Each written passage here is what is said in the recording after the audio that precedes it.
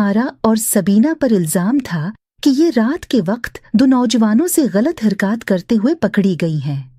दोनों लड़कियों का रो रो कर बड़ा हाल था, लेकिन इंस्पेक्टर किसी तौर उनको छोड़ने पर राजी न था। उसका एक ही मुतालबा था कि या तो हम सबको खुश कर दो या फिर बदनामी के लिए तैयार हो जाओ। उनका ख्याल गलत निकला। दोनों लड़कियां किसी तौर पर किसी गलत काम के लिए राजी न हुई। नतीजा ये हुआ कि वो मोहल्ले भर में इस वाकया से बहुत ज्यादा बदनाम हो गए, इतनी ज्यादा कि उनको मोहल्ले वालों ने निकाल दिया। उसके बाद उनका रिश्ता भी कहीं न हो सका। जरूर उन्होंने इस मोहब्बत के झूठे चिकरों से तौबे कर ली होगी, मगर इन नौजवानों की इस मजमूम हरकत के सबब बेचारे माँ बाप किसी को मुना दिखाने के काबिल न रहे थे।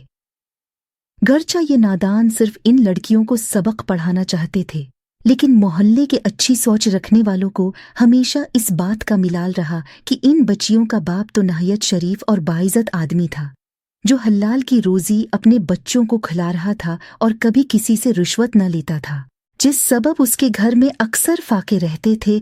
और लड़कियां भी शायद इसी वजह से बुराई की जानिब माइल हुई थीं कि वो अपनी छोटी छोटी ख्वाहिशात को दबाते दबाते बेहाल हो गई थीं। बेटियों के करतौतों का इल्म बाप और भाई को तो कतई न था। मुमकिन है माँ को कुछ इल्म हो, लेकिन उसके रोकने से यह न रखती थी। तभी उनका यह इंजाम हुआ कि इतनी बदनामी हो गई। इस सदमे से बेचारा बाप हफ्ता के अंदर अंदर बाट इटीक से चल बसा।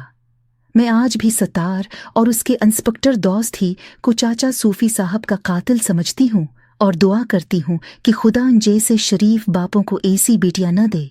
इससे तो बे औलाद रह जाना भला है।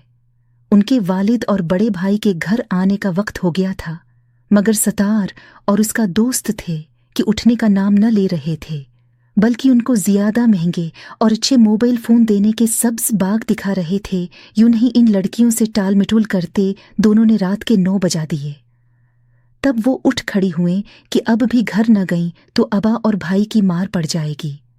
इसी वक्त अचानक चंद पुलिस वाले झाड़ियों से निकले और दोनों बहनों को साथ ले चले।